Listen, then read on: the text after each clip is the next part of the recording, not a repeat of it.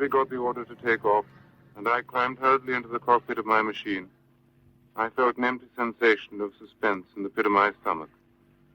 For I knew that that morning I was to kill for the first time. Then I was being strapped in, my mind automatically checking the controls, and we were off. We ran into them at 18,000 feet.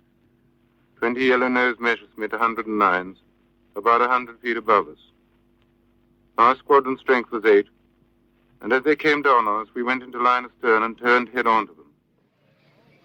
Well, there's another fight going on way up now. I say about 20, 25,000, even 30,000 feet above our heads, and we can't see a thing of it. The anti-aircraft guns have just put up 1, 2, 3, 4, 5, 6 bursts, but I can't see the aeroplanes. There we go again.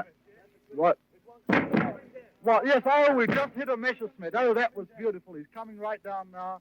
I think definitely that burst got him. Down, yes, he's come down. He's come down. You hear those cries. He's finished. Oh, he's coming down like a rocket now. Absolute steep dive. Let's move round so I can watch him a bit more. Here he comes. Down in a steep dive. A Messerschmitt looking for the parachute, and it's looking for the... No, the pilot's not getting out of that one.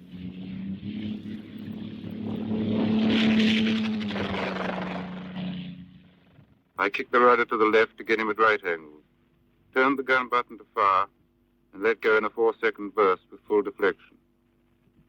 He came right through my sights, and I saw the tracer from all 8 guns thud home. For a second, he seemed to hang motionless. There are 3 Spitfires chasing 3 Messerschmitts now. Oh, boy, look at them going, and look how the Messerschmitt... Hey, that is really grand. And there's a Spitfire just behind the first 2. He'll get them. Oh, yes. Oh, boy, I've never seen anything so good as this. The RAF fighters have really got these boys taped. Now, our machine is catching up the Messerschmitt now. It's catching it up. It's got the legs of it, you know. Now, right in the sights. Now, go on, George. You've got him. No, the distance is a bit deceptive from here. You can't tell. But I think something definitely is going to happen to that first Messerschmitt.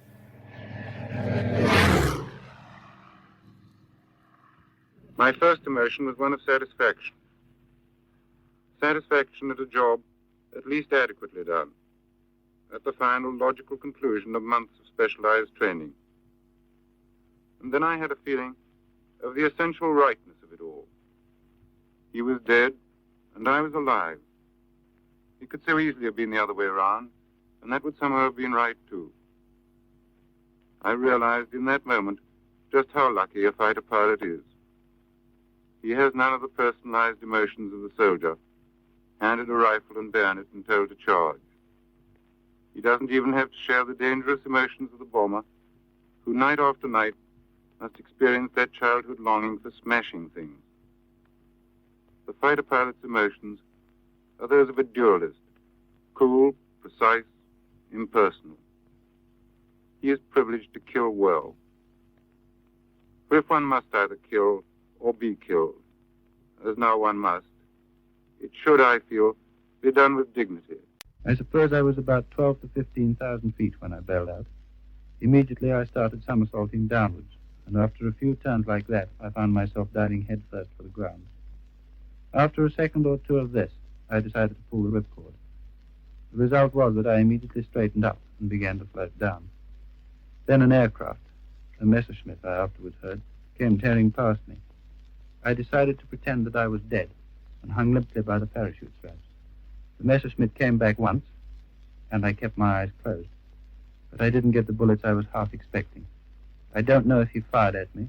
The main thing is that I wasn't hit.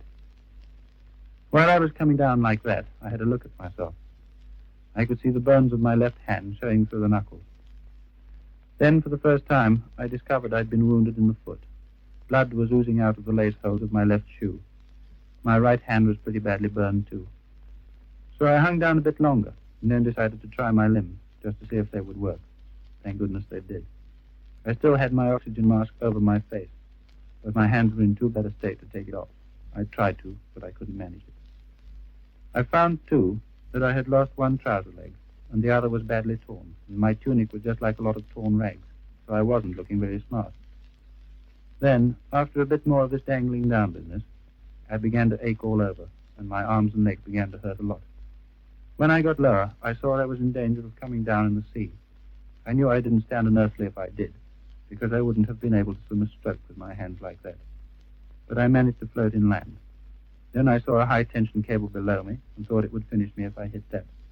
Fortunately, I was traveling towards a nice open field. When I was about 100 feet from the ground, I saw a cyclist and heard him ring his bell. I was surprised to hear the bicycle bell and realized I had been coming down in absolute silence. I bellowed at the cyclist, but I don't suppose he heard me. Finally, I touched down in the field and fell over. Fortunately, it was a very calm day. My parachute just floated down and stayed down without dragging me along, as they sometimes do. I had a piece of good news almost immediately. One of the people who came along and who had watched the combat said they had seen the Messerschmitt 110 dive straight into the sea, so it hadn't been such a bad day after all.